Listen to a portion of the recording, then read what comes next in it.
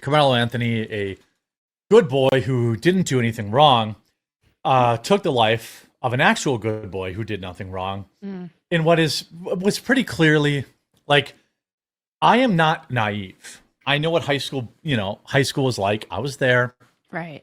I'm sure that there was, literally the, touch me and find out, or like see what happens, or these are things that every teenage boy has said at some point. Like, I have no doubt in my mind that this Austin Metcalf guy was like, yo, get out of here. And he's like, make me. And then Austin Metcalf probably pushed him or said, okay, I will. Because that's teen boys. But then it obviously took a very different turn when Carmelo Anthony took out a knife and stabbed him in the heart. So a knife he had brought that day with apparently, some idea of using it, So as stuff has come out, the Carmelo Anthony family has been working overtime. Really, this Next Generation Action Network, which is like Timu, it's like Timu Al Sharpton.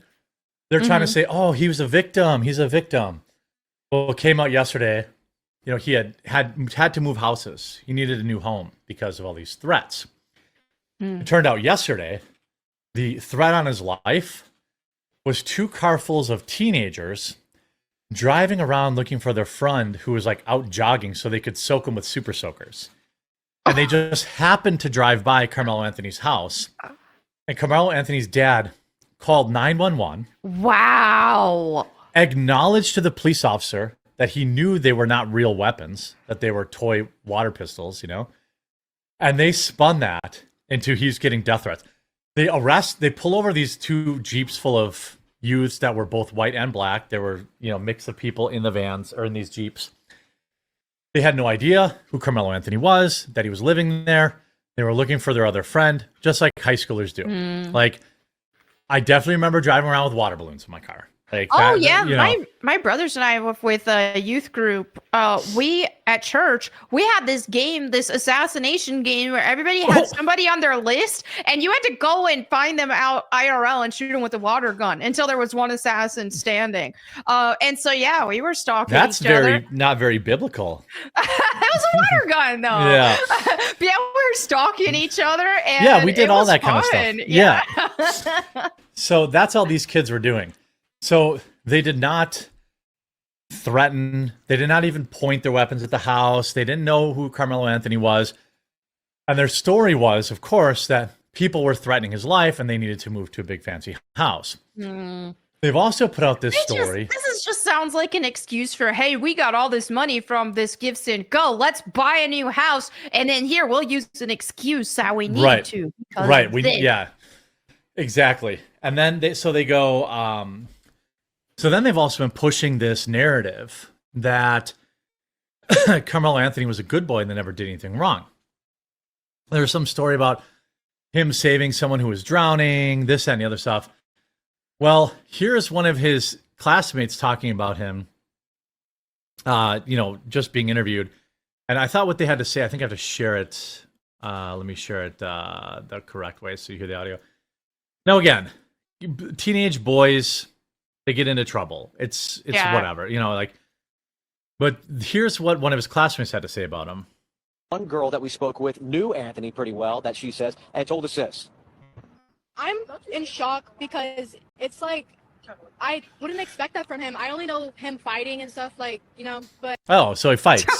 Wow, I'm so shocked he did this. I just know about him fighting people. Yeah. And if I remember, when you're in high school, you knew the kids that fought. I mean, you wouldn't know. Right, I was homeschooled. Yeah. Public's, the kids that got into fights didn't get into one fight here or there. Right. They got into fights all the time. They got suspended for fighting. They were known,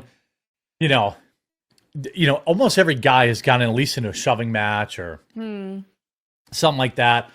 But, this is a video that nobody's talking about. It's like, oh, his classmates know that he gets in fights a lot. I mean, that's the first thing she says about him. Oh, I know he fights a lot. That kind of flies in the face of he was a good boy and he didn't do anything wrong. Now, I will say there is zero evidence of this being race motivated. And Right. I don't say that in my videos. In fact, I try to actively dispel that, or at least say, hey, there's no evidence, to justify or to that we know of. Right. We do know that a particular group of young men have a violence problem. Exactly. And so obviously that's why, it becomes a race-related issue. I mean, we just covered a guy who had his head chopped off by somebody. You know what I mean? Right. And a lot of the people who are supporting Karmelo in this situation are we've been seeing people celebrate that a white boy was murdered. Yeah. So yes, while inherently it's not necessarily a race situation that occurred, but it's the reception and the fact that because honestly this kid would not have gotten all of these donations otherwise. It is because of this whole race war going on and people celebrating that a white boy was killed. Yeah, I mean, there were a lot of comments like this on his GoFundMe that I just happen to have here in this other window, where people are literally saying just that. Here's white American males are by far the most inferior victimhood race of people I've ever seen, which is hilarious. Wow. I really wish people would get rid of these bed wenches, black male cucks for whites like Charleston White, who's a degenerate that anyone who thinks they can just go after black boys. I joined a militia, and I've been training self-defense since I've seen these cowards attack Melo. It's like they live in a... It's got 68 likes on it, too. Here's one with 31. Like, what? Here's one with 31. Honestly, even if Karmelo stabbed Austin for no reason at all, I'd still donate and support. Whites have gotten away with killing us for hundreds of years. I could care less about white lives. This is from a free black American.